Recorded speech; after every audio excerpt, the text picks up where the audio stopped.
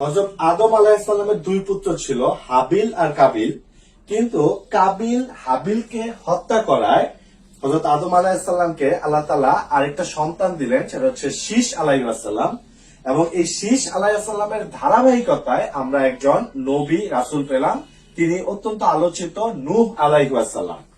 এই হযরত আদম আলাইহিস সালাম থেকে নূহ আলাইহিস সালামের মাঝখানে আসার সময় হচ্ছে 1000 বছর, এবং আদম আলাইহিস সালাম থেকে নূহ আলাইহিস সালাম হচ্ছে দশম পুরুষ। অর্থাৎ আদম আলাইহিস সালামের পরবর্তীতে নূহ আলাইহিস সালাম দশম পুরুষ, এবং আদম আলাইহিস সালাম থেকে নূহ আলাইহিস সালামের সময়কার পার্থক্য হচ্ছে 1000 বছর। তো এই নূহ আলাইহিস সালামের সন্তান ছিল 4টি। 4 সন্তানের মধ্যে সর্বশেষ যে ইয়াম, এই ইয়াম সৃষ্টিকর্তাকে স্বীকার করে না, আল্লাহকে স্বীকার করে না, যার ফলে নূহের যে প্লাবনের কথা আমরা জানি, সেই প্লাবনে ইয়ামের মৃত্যু ঘটে। কিন্তু বাকি যে 3 সন্তান আছে, অর্থাৎ সাম, হাম আর ইয়াফিস, এই 3 সন্তান থেকে 3টি গোত্রের যাত্রা শুরু হয়। এই সাম থেকে হয় হচ্ছে সেমেটিক গোত্র, হাম থেকে হয় হচ্ছে হেমেটিক, আর ইয়াফিস থেকে হয় হচ্ছে ইন্দো ইউরোপীয়। অর্থাৎ আমরা আজকে সেমেটিক নামে যাদেরকে চিনি তারা হচ্ছে যে আরব আর ইহুদি। অর্থাৎ সেমেটিক, এই সাম থেকে সেমেটিক, আরব আর ইহুদি যারা আছে তারা। হাম থেকে হচ্ছে হেমেটিক, যারা মিশরীয়, প্লাস হচ্ছে যারা ইরাকে বসবাস করে, ইরাকি যারা, তারা হচ্ছে হেমেটিক। আর ইন্দো ইউরোপীয় বলতে ইউরোপের, ইরানের, ভারতের এই অংশগুলির জনগোষ্ঠীকে আমরা ইন্দো ইউরোপীয় হিসেবে জানি। সো এই সাম থেকে সেমেটিক, হাম থেকে হেমেটিক, আর ইয়াফিস থেকে হচ্ছে ইন্দো ইউরোপীয় জনগোষ্ঠী আসে। এই সাম জনগোষ্ঠী থেকেই হযরত ইব্রাহিম আলাইহিস সালাম আসেন। হযরত ইব্রাহিম আলাইহিস সালামের ছিল 2 স্ত্রী। বড় স্ত্রী হচ্ছে সারাহ আর ছোট স্ত্রী হচ্ছে হাজেরা। এই সারাহ এর ঘরে আসে হচ্ছে ইয়াকুব আলাইহিস সালাম, আর হাজেরার সন্তান হচ্ছে ইসমাইল আলাইহিস সালাম। তো আল্লাহ তাআলার হুকুমে এই ইব্রাহিম আলাইহিস সালাম সারাহকে ইয়াকুব আলাইহিস সালাম সহ গিয়ে রেখে আসেন হচ্ছে জেরুজালেমে, আর হাজেরা, বিবি হাজেরাকে ইসমাইল আলাইহিস সালাম সহ রেখে আসেন হচ্ছে মক্কাতে। অর্থাৎ ইব্রাহিম আলাইহিস সালামের বংশধর থেকে যে পরবর্তীতে 2টি ধারার সূত্রপাত হয়, তার একটি হয় জেরুজালেম থেকে, আরেকটি হয় মক্কা থেকে। তো এই মক্কাতে ইসমাইল আলাইহিস সালামের পরে খুব বেশি নবী রাসূল আসেননি। একেবারে শেষ সময়ে আমরা পাই হযরত মুহাম্মদ সাল্লাল্লাহু আলাইহি ওয়াসাল্লামকে। আর এইদিকে যে জেরুজালেমে যে রেখে আসলো সারা আর ইয়াকুব আলাইহিস সালাম, এই ইয়াকুব আলাইহিস সালামের ছিল 12 ছেলে। এই 12 ছেলের মধ্যে উল্লেখযোগ্য 2 জন ছেলে, একজন হচ্ছে ইয়াহুদা, আরেকজন হচ্ছে ইউসুফ আলাইহিস সালাম। তো এই ইয়াহুদা ছিল বড়, এবং ইয়াহুদার পরবর্তী প্রজন্ম এতটাই বিস্তার লাভ করেছিল যে এই ইয়াহুদা থেকেই পরবর্তীতে ইহুদি জাতটা আসে। অর্থাৎ ইহুদি নামটা আসে হচ্ছে ইয়াহুদা থেকে, আর তার পরবর্তীতে বংশধররাই কিন্তু ইহুদি নামে পরিচিতি লাভ করে। আরেকটা বিষয় জানিয়ে রাখি যে ইয়াকুব আলাইহিস সালামের কিন্তু আরেকটা নাম ছিল, সেটা হচ্ছে ইসরায়েল। ইয়াকুব আলাইহিস সালামের আরেকটা নাম হচ্ছে ইসরায়েল।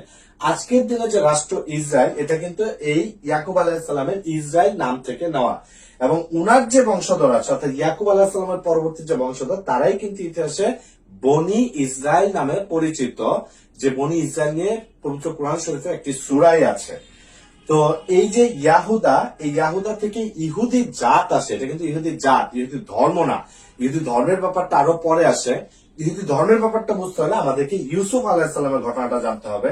ইউসুফ আলাইহিস সালাম ছোট ভাই ছিল তাদের।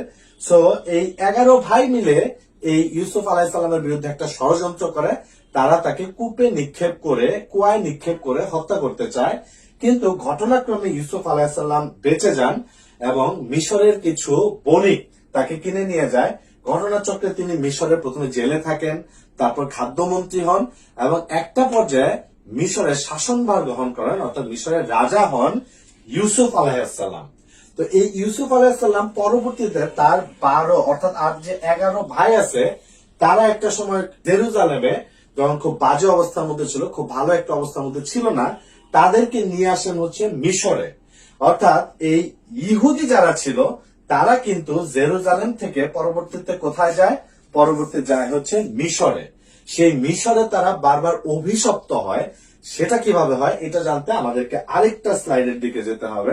হযরত ইউসুফ আলাইহিসসালাম যখন মিশরে রাজত্ব শুরু করেন, মিশরের রাজা হন, তখন তিনি ওই যে জেরুজালেম, যার আরেক নাম ছিল কেনান, এই জেরুজালেম থেকে তার বাকি ভাইদেরকে এখানে নিয়ে আসেন, কারণ তার ভাইরা সেখানে খুব ভালো একটা অবস্থায় ছিল না, নিয়ে আসেন। তো এখানেও কিন্তু তার মানে ইহুদি জাতিটা কেনান থেকে, জেরুজালেম থেকে চলে আসে হচ্ছে মিশরে।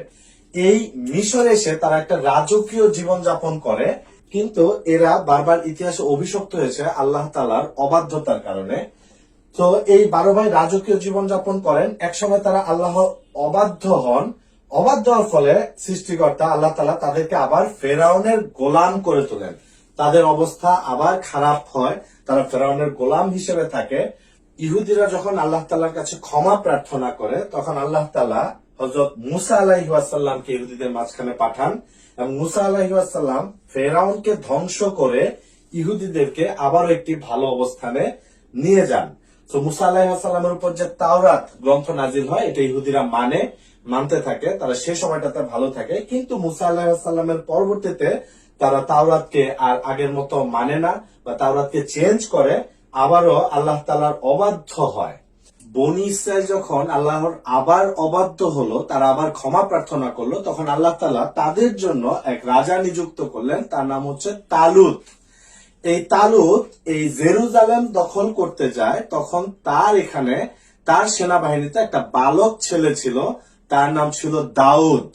এই দাউদের ছোড়া একটি পাথরই কিন্তু এই অপর পক্ষের সেনাবাহিনীর যে সেনা প্রধান ছিল, তার নাম ছিল জালুদ, এই জালুদের চোখ উপড়ে যায় এবং তারা সেখানে জয়লাভ করে। অর্থাৎ এই দাউদের একটা সাহসী ভূমিকাতেই কিন্তু জেরুজালেম দখল হয়। অর্থাৎ বনি ইসরায়েলেরা যে জেরুজালেম হারিয়েছিল, এই জেরুজালেম কিন্তু এই তালুত রাজা এবং দাউদ একটা বালক ছেলে, তাদের ভূমিকায় এই জেরুজালেমকে আবার দখল করে। তো রাজা তালুত খুশি হয়ে দাউদকে জেরুজালেম একটি গুরুত্বপূর্ণ পদে বসায়, এবং পরবর্তীতে এই দাউদ আলাইহিসসালামই কিন্তু নবুয়ত প্রাপ্ত হন, তিনি একই সাথে নবী হন এবং এই জেরুজালেমের রাজা হন, জেরুজালেমের সম্রাট হন। অর্থাৎ ইসলামী স্টেট কায়েম করা, যেটা ইসলামী স্টেট হয়ে শাসন করা, যেটা এইটা প্রথম কিন্তু করেছেন দাউদ আলাইহিসসালাম এই জেরুজালেম থেকে। অর্থাৎ দাউদ আলাইহিসসালাম হচ্ছে ইসলামী স্টেটের প্রথম নবী বা প্রথম শাসক। পরবর্তীতে এই ইসলামিক যে টেরিটরি ছিল, এইটাকে আরো বেশি স্প্রেড আউট করেন, আরো বেশি বিস্তার ঘটান হচ্ছে দাউদ আলাইহিসসালামের ছেলে সুলাইমান আলাইহিসসালাম। তিনি এই জেরুজালেম থেকে সমগ্র পৃথিবীকে শাসন করেন।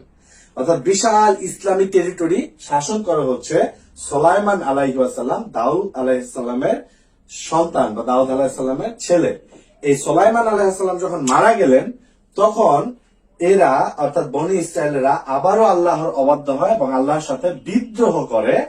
তার শাস্তি হিসেবে জেরুজালেম থেকে আল্লাহ তাআলা তাদেরকে আবারও বিতাড়িত করেন। এইবার বিতাড়িত হয় কার দ্বারা? ইরাকের একজন বিখ্যাত বা খুব ভয়ঙ্কর শাসক ছিলেন, তার নাম ছিল নেবুচাঁদ নেজার।